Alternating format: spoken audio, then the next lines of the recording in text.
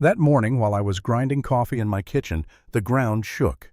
A deep hollow rumble rolled up from under my boots, and before I could even step outside the hillside behind my house, collapsed in a roar of mud rock and shattered trees. Within minutes, the mansion of the woman who'd spent months trying to destroy me, the HOA queen herself, was swallowed whole. And the cruel joke, she was the one who ordered the blasting that woke the hill in the first place. I never bought my home for the view. People always assume that's why I picked a place at the far end of Ridge View, where the land pitched upward into a craggy ridge no developer wanted. But I'd spent my career in the Army Corps of Engineers, and when I retired, all I wanted was stillness, a natural fortress between me and the world. I reinforced the foundation myself, planted wildflowers, and let the land be. That was 15 years ago, before anyone ever dreamed of an HOA here. Back then it was quiet simple. But quiet doesn't last when new money moves in. Within a few years, Ridge View sprouted big houses with imported tile roofs and manicured lawns, and with them came the HOA glossy mailers, rules about mailbox color, endless nonsense. I kept my distance. My land wasn't in their charter, so technically they had no say. But then Karen Wallace moved in. She was the kind of woman who wore sunglasses bigger than her face and smiled like she was running for office. Her mansion, 4 stories tall, leaned against the base of my ridge. The first time she introduced herself, she didn't ask about me. She pointed at the rock behind my house.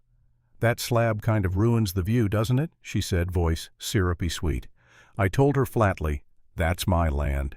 She just laughed like I'd misunderstood a joke and told me the board was already considering a beautification project.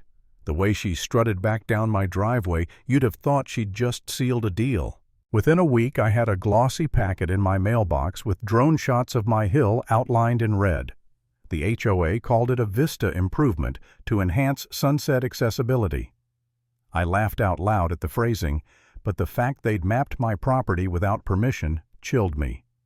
I went to City Hall, confirmed they had no permits, and came home angry enough to plant a steel sign halfway up the ridge, "Private property, blasting forbidden." I figured that would settle it. But Karen didn't back down. She came up in designer slacks with a leather folder pitching me on selective geological contouring, said my hill cast shadows on her solar panels, said the neighborhood deserved a smoother skyline. When I told her no, she smiled tighter and muttered, "Don't say I didn't try to be civil." Days later, I found survey stakes on my property tied with orange nylon cord running to her lot. Then came men in vests with clipboards pretending they had work orders. Then came a letter from her lawyer accusing me of obstructing community progress. I fought back the only way I knew how: paper trail zoning codes, geological surveys. But the propaganda ramped up flyers from the HOA cartoons of Happy Sun slogans about clear hills, clear skies, clear values. My neighbors stayed silent, some even nodding along with her. That silence cut deeper than her threats.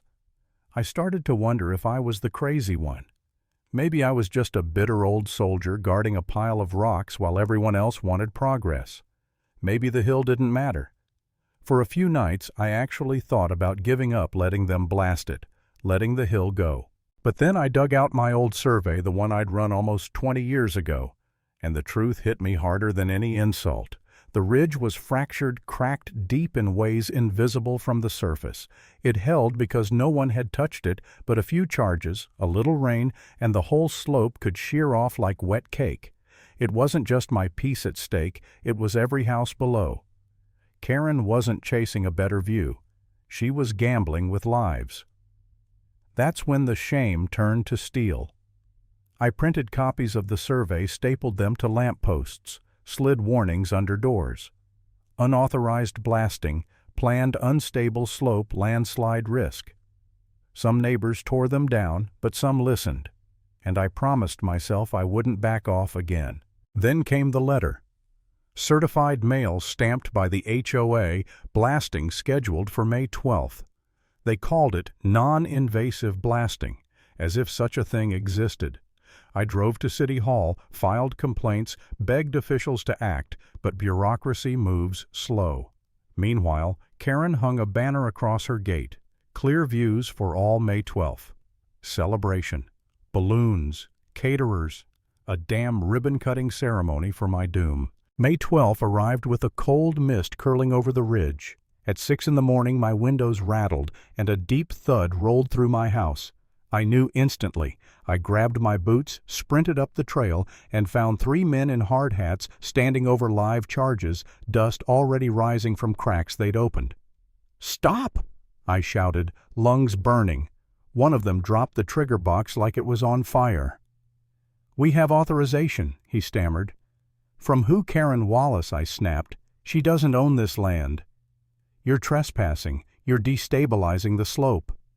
They looked at each other pale, and when I dialed 911 they bolted tumbling downhill with their gear.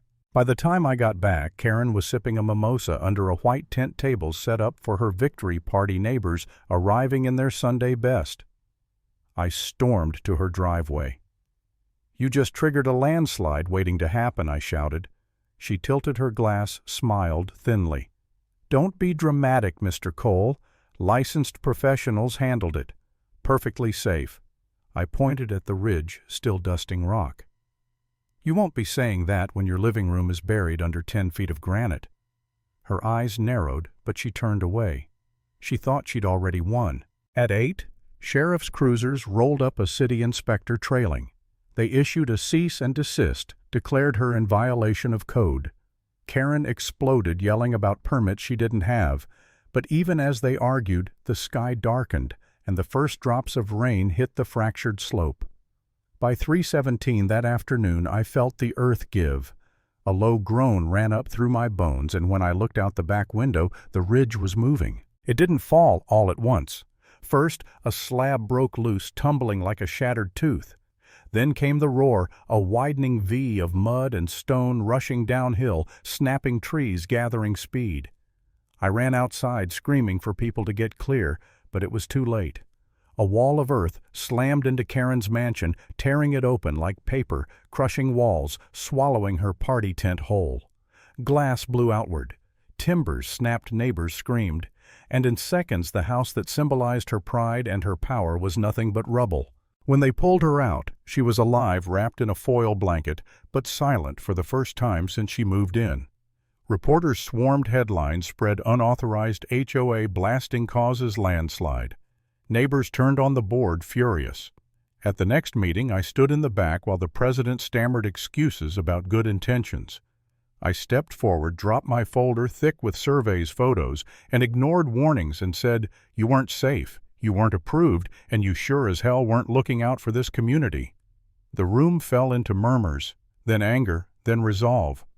By the end of that week, Ridgeview voted to dissolve the HOA. Karen vanished from the neighborhood, leaving nothing but a condemned lot and lawsuits chasing her. That's where the story ends. Not with a celebration, not with champagne or banners, but with silence, the kind that comes after the ground finally settles. And if there's one thing I learned, it's this: when arrogance tries to bend the earth to its will, the earth always has the last word.